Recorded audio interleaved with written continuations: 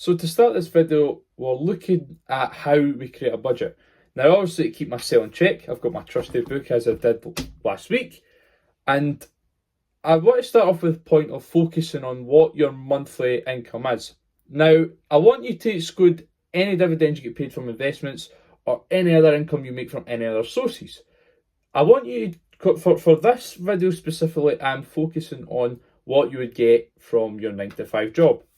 Now, for me, with my income, I utilise the 50-30-20 rule, and as I explained last week, I changed it to 50%, 32%, and 18%. You don't have to follow those numbers accordingly. You can totally change them up to as you wish. You can put more investments or you can put more to spending.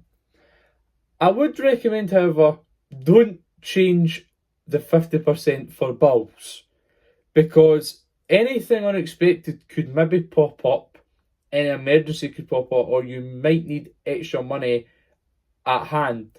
And if you have that somewhere else or you've spent that, that's going to be a problem. So I would stick with changing the 30% and 20%, or to be specific, the investments and the savings.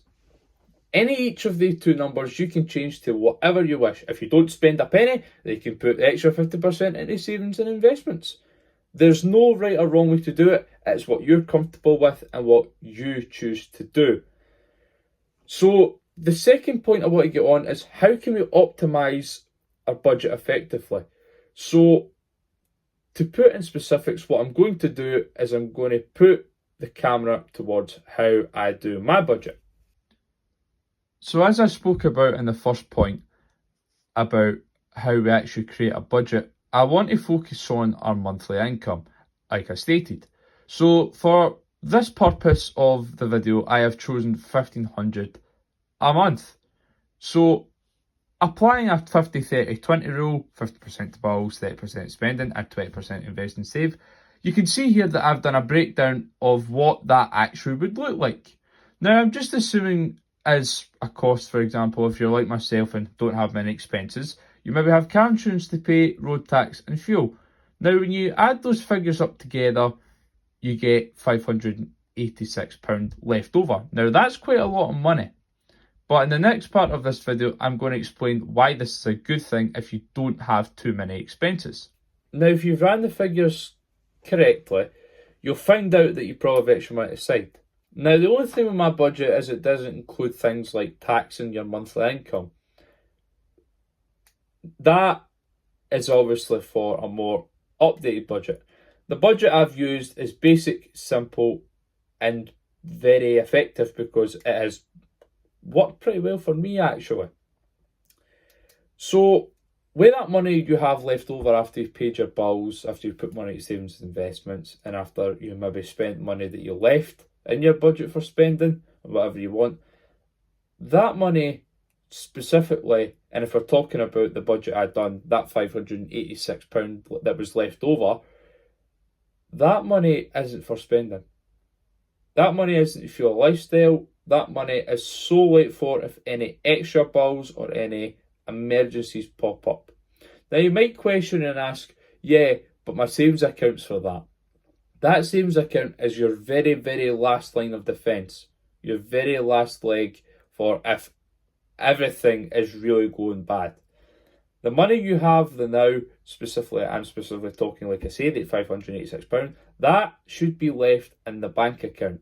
Now, like I say, it's a pretty silly move, but it's good when you're starting off. Yes, it is losing value every day due to inflation, but to get a starting point, I think it's very effective. It also is really good because it lets you draw any cash from any bank machines if you need to withdraw money.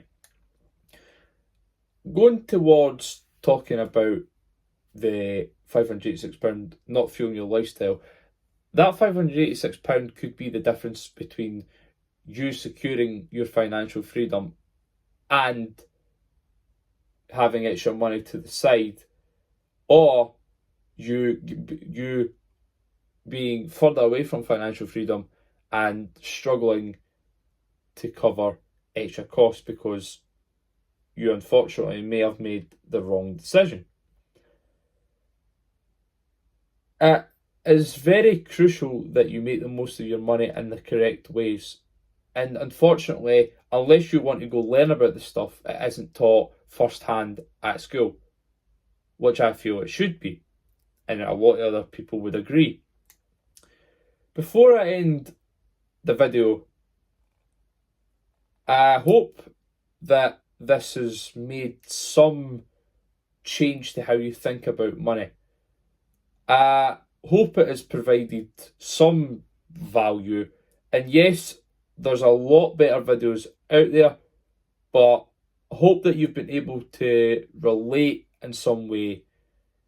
You know, it's not talking about, making 5,000 a month. It's trying to be as realistic as possible so that there is some type of realistic relation between you watching this video and me as a content creator trying to provide some value to your life. But like I say, I hope you've made it this far. If you have made it this far, I greatly appreciate the time you've given me to watch my video. And without further ado, I shall end it at that, and I shall see you in the next one.